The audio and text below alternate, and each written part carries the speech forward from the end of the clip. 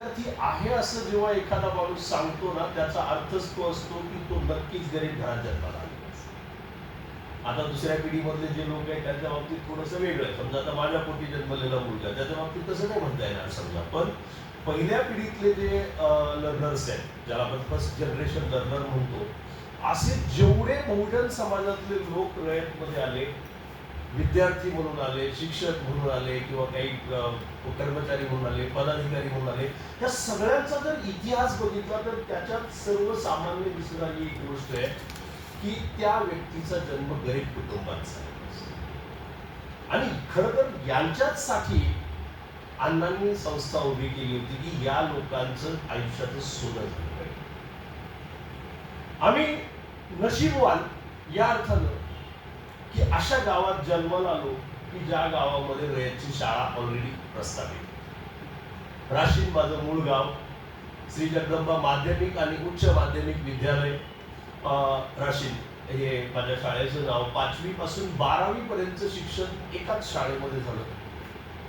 आणि दरवर्षी आपली जी परंपरा आहे, कर्मवीर जयंती सोहळा, याच्यामध्ये नामवंत वक्ते यायचे आणि त्यांची भाषणं व्हायची. आणि त्याच्यामुळं अगदी लहानपणीच अण्णा काय, अण्णांचे विचार काय, अण्णांचा त्याग काय, वहिनींचा त्याग काय, इथं असणाऱ्या सगळ्या लोकांनी काय केलंय आणि कशातून ही संस्था उभी राहिली, ह्या सगळ्या गोष्टी सुरुवातीला जेव्हा समजल्या त्याच वेळी भविष्याची दिशा निश्चित झाली की नक्कीच आपल्याला काहीतरी करता आलं पाहिजे.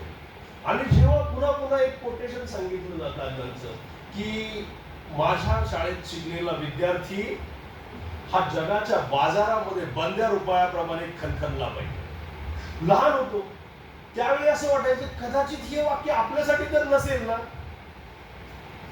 नंतर जसं वय वाढेल तसं लक्षात येते की आपण खूप लहान आहोत. लहान असताना स्वप्न मोठी असतात, कल्पना मोठ्या असतात. त्याच्यामुळे असं वाटायचं की कदाचित आपल्याला ग्राह्य धरूनच हे वाक्य कुणीतरी लिहिलेलं असेल, किंवा शाळेत शिकलेला विद्यार्थी हा बंद्या रुपयाप्रमाणे खणखणला पाहिजे. खरंच आई अशिक्षित, वडील अशिक्षित, घरी 5 बहिणी आणि मी 6वा मुलगा, अशा स्थितीमध्ये जन्माला आलेला. घरी 1 एकर शेती कायमस्वरूपी. म्हणजे मी नोकरीला ज्या दिवशी लागलो रामानंद नगरला 2005ला, त्यावेळी माझ्या वडिलांचं वय होतं 65 वर्ष. त्या दिवसापर्यंत माझे वडील लाकडं तोडायला, वाळूवर ट्रक भरायला, ट्रॅक्टर भरायला, अशी सगळी कामं मी नोकरीला लागेपर्यंत वडील करत राहिले. पण तुकाराम महाराज म्हणतात तसं की याजसाठी केला होता अट्टाहास, शेवटचा दिस गोड व्हावा. खरं तर आयुष्याचं सोनं झालं माझ्यासाठी त्याग केलं त्यांचं. आणि खरं तर माझं स्वप्न साकार झालं त्याच्यात अण्णांनी पूर्वी आपल्यासाठी जी कल्पना केली होती, किंवा बहुजनांची मुलं पुढे आली पाहिजेत.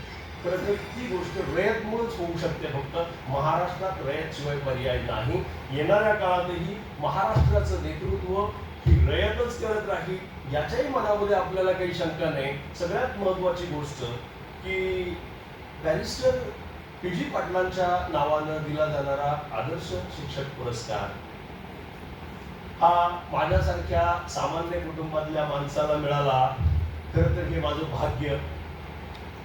म्हणजे त्यांचे विद्यार्थी माननीय प्राचार्य M.M. स्वामी सर, त्यांना ही कल्पना यावी की ज्या माणसानं खरं तर ही कल्पना मांडून आपल्याला उभं केलंय, आपलं आयुष्य उभं केलंय, त्यांना काहीतरी आपलं ऋण आहे, त्यांचे विचार पुढच्या पिढीपर्यंत पोहोचले पाहिजेत. म्हणून हा पुरस्कार खरं तर त्यांनी ठेवला.